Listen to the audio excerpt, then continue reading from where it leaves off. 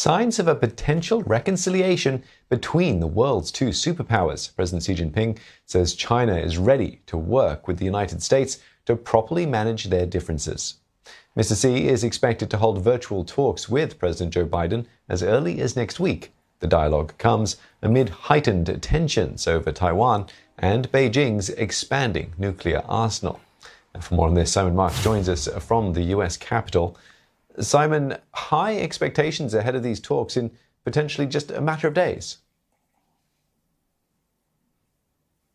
Very high expectations, as there always are ahead of any kind of superpower summit meeting. This one will be virtual. Still not confirmed as far as the timing goes, but there are widespread reports here that both sides are preparing for the possibility of it taking place next week. By then, of course, President Xi will have emerged with his authority enhanced as a result of the Communist Party plenum taking place in Beijing. President Biden, of course, fresh back from COP26, the climate summit in Glasgow, where he chided President Xi and also President Vladimir Putin of Russia for staying away, inferring that they had ceded their position of leadership on the world stage to the United States. So a lot of pre-positioning ahead of a conversation that inevitably is going to have enormous complexities, given the depths of the chill in the relationship between the United States and China. A whole range of issues to be discussed, of course,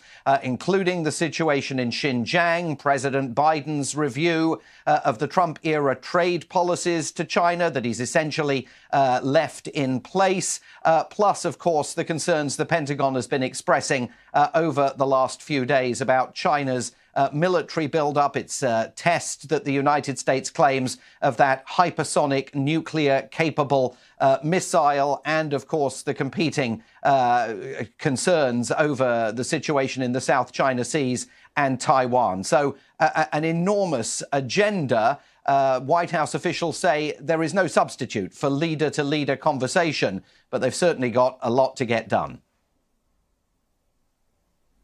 Yeah, staying with Taiwan, Simon, tensions continue over that topic, with China again warning the US to stop all official contact with the island. That's something the president has indicated he won't back down on.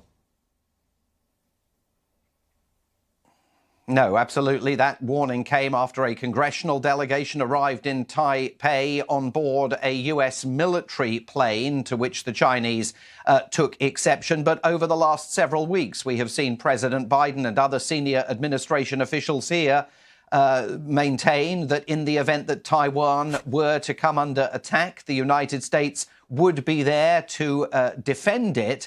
There are enormous complexities in that conversation because China, having built that mocked-up US aircraft carrier and naval destroyers in the desert in Xinjiang to mount military exercises, is continuing to test President Biden's resolve to defend Taiwan, resolve of the United States being tested by all sorts of international partners and competitors following the Biden administration's decision to withdraw from Afghanistan, with President Biden having to say that that doesn't indicate that America's commitments are in any doubt in other parts of the world. All right, many thanks for that. Simon Marks speaking to us from Washington, D.C.